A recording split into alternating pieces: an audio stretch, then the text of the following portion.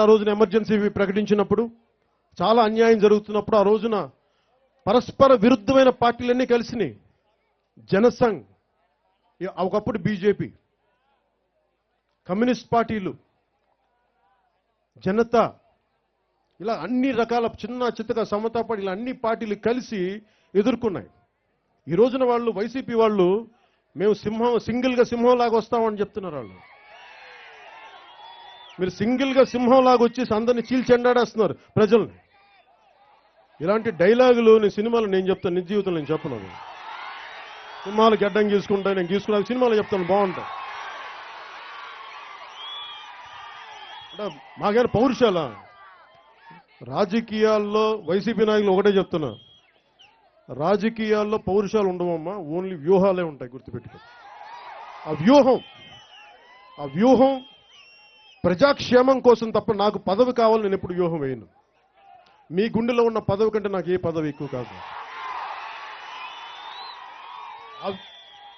మాట్లాడితే కూర్చొని మీరు సింగిల్గా రావాలంటే సింగిల్గా రావాలని నేను డిసైడ్, నువ్వే కూడా చెప్పడానికి. మేము అడుగుతున్నావా నువ్వు ఎలా ఉండాలి, నువ్వు ఏ తిండి తినాలి, ఎవరితో మాట్లాడాలి మేము అడుగుతున్నావా వైసీపీ వాళ్ళని? మీకు ఎక్కడి నుంచి హక్కు ఉంది మమ్మల్ని అడగడానికి?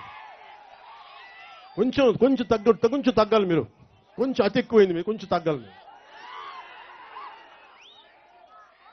అలాగే నన్ను తిట్టాలంటే నేను ఒక సామాజిక వర్గాల్లో పుట్టాం, నా చాయిస్ లేదు అక్కడ. నేను ఇస్లాంలో పుట్టాలా, హిందువుల్లో పుట్టాలా, క్రిస్టియన్గా పుట్టాలా, నా చాయిస్ లేదు. నేను పుట్టాను అంతే. నా పుట్టిన మతాన్ని దాన్ని నేను గౌరవిస్తాను, ఆరాధిస్తాను. ఎదుటి మతాన్ని గౌరవిస్తాను, నా మతాన్ని ఆరాధిస్తాను. అలాగే నేను పుట్టిన కులాన్ని కూడా నేను గౌరవిస్తాను. అంతేగాని ఒక కులాన్ని బేస్ చేసుకుని రాజకీయం చేయాలంటే ఎవరికి మనుగడ ఉండదు. నేను అలాంటి వ్యక్తిని కాదు.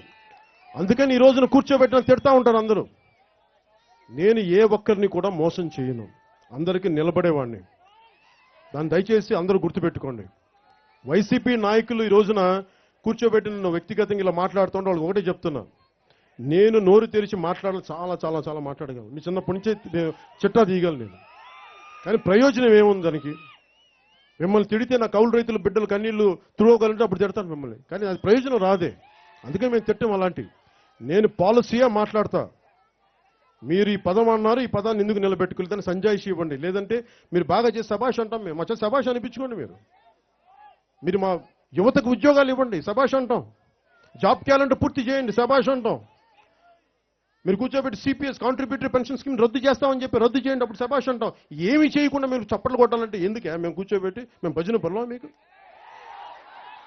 అందుకని మేము ఒకటే చెప్తా ఉన్నాం, వచ్చే సంవత్సరం వచ్చే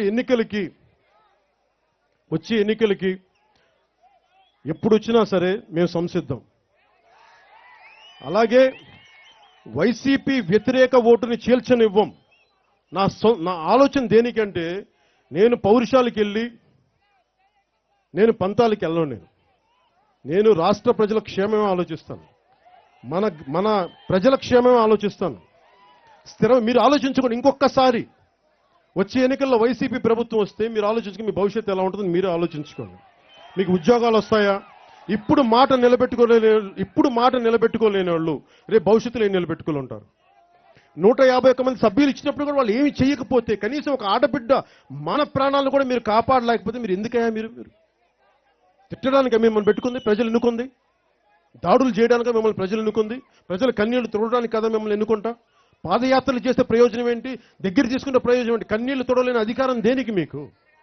అందుకని మీరు ఆలోచించండి.